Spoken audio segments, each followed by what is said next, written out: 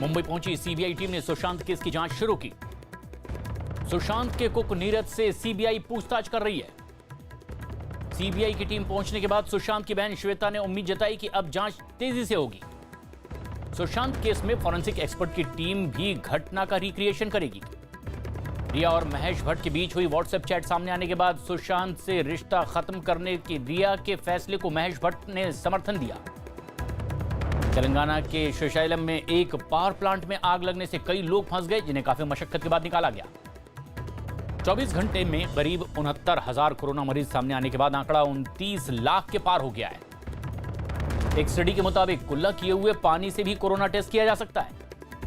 देश में सिर्फ अगस्त के महीने में ही अब तक 12 लाख से ज्यादा कोरोना मरीज सामने आए। सीएम नीतीश कुमार ने संकेत दिए हैं कि सितंबर में बिहार विधानसभा चुनाव की तारीखों का ऐलान हो सकता है।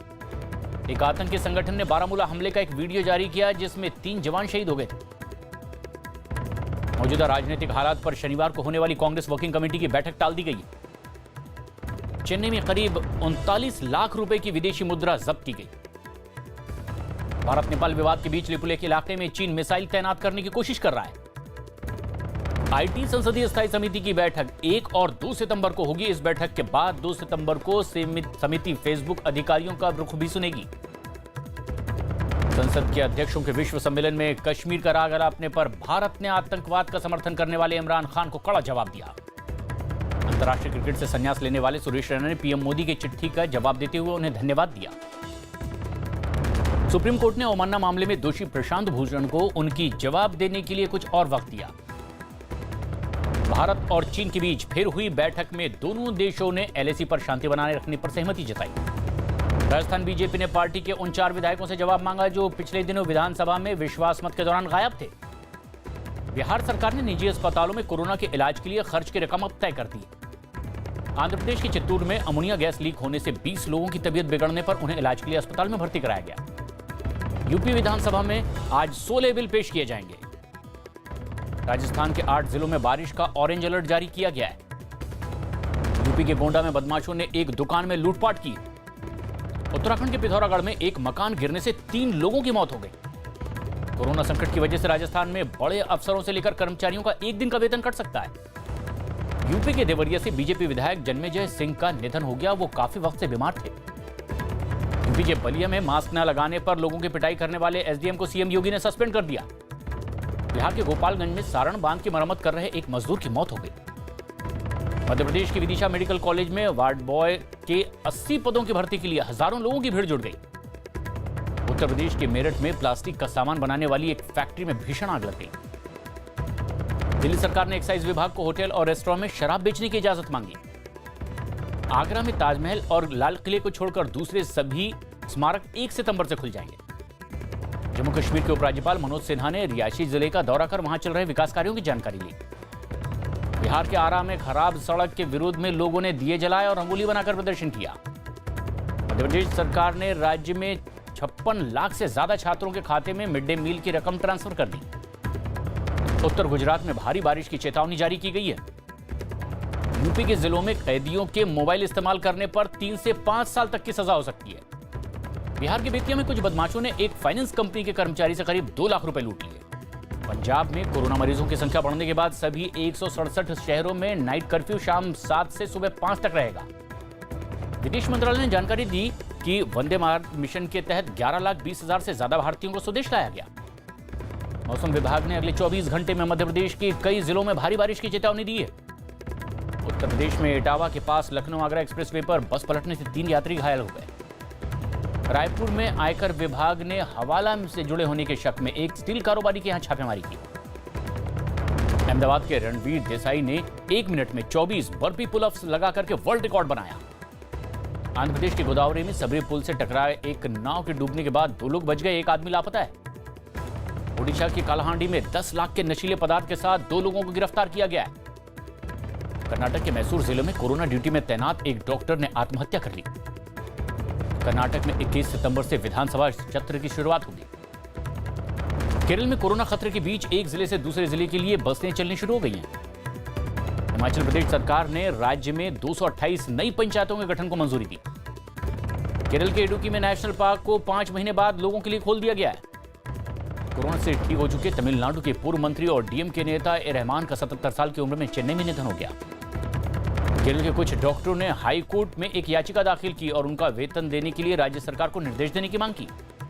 गुजरात के जामनगर में 3.5 तीव्रता के भूकंप के झटके महसूस किए गए। कोलकाता के चिड़ियाघर में करंट लगने से वहां काम कर रहे 2 मजदूरों की मौत हो गई। मुंबई में करीब 90 लाख ड्रग्स की खेप के साथ 2 लोग पकड़े गए।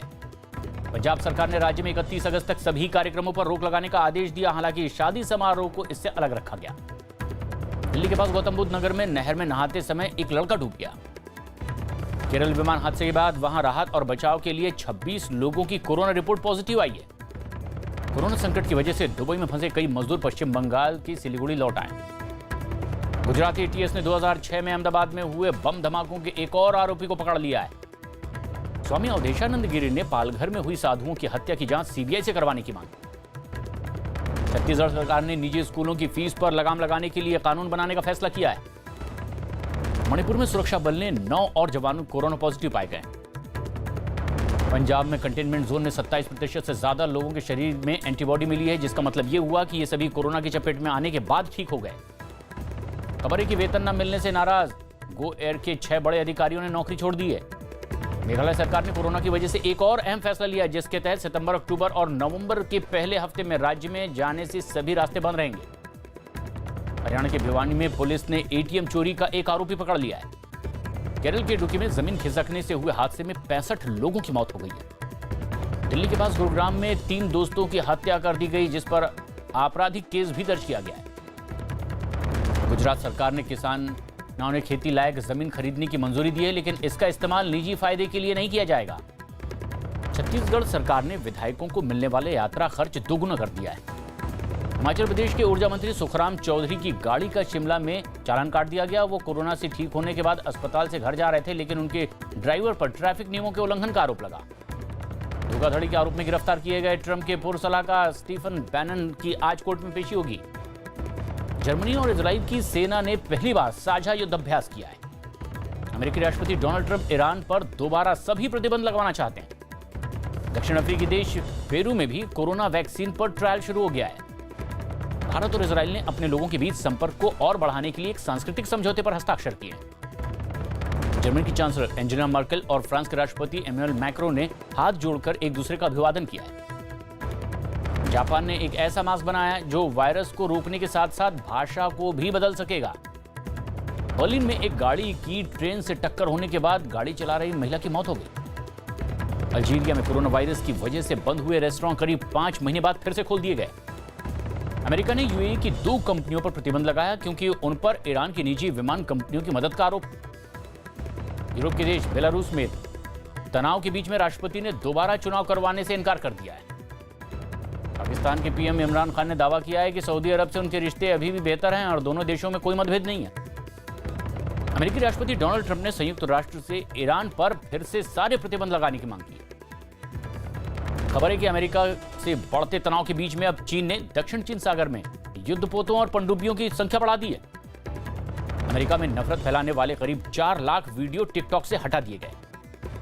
चेन्नई सुपर किंग्स के दिग्गज खिलाड़ी फाफ डु प्लेसी दूसरी बार पिता बने। उनकी पत्नी ने बच्ची को जन्म दिया।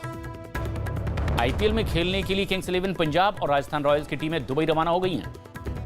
बॉब और माइक ब्रायन की जोड़ी इस बार यूएस ओपन में नजर नहीं आएगी। खबर है कि आईपीएल में केकेआर के शुभमन गिल को टीम के लीडरशिप ग्रुप में शामिल कर लिया गया, यानी अब वो टीम की रणनीति बनाने में भी शामिल होंगे। जापान में पहली ओलंपिक बैडमिंटन गोल्ड मेडल विजेता अयाका ताकाशाकी से संन्यास का ऐलान कर दिया है और वो इस महीने के आखिर में रिटायर हो जाएंगी। खबर है कि चेन्नई सुपर किंग्स के खिलाड़ी हरभजन सिंह आईपीएल के लिए अभी दुबई नहीं जाएंगे, क्योंकि अभी उनकी मां की सेहत खराब है। मुंबई में वानखेड़े स्टेडियम के एक स्टैंड का नाम दिलीप वेंगसरकर के नाम पर रखा जाएगा। श्रीलंका क्रिकेट बोर्ड ने क्रिकेट को बढ़ावा देने के लिए 6 नए स्टेडियम बनाने का फैसला किया है। पूर्व भारतीय फुटबॉलर भास्कर मैथी का 67 साल की उम्र में नवी मुंबई में ब्रेन हेमरेज की वजह से निधन हो गया। खबर है कि टोक्यो ओलंपिक्स की टॉर्च रिले अगले साल 25 मार्च से शुरू होगी।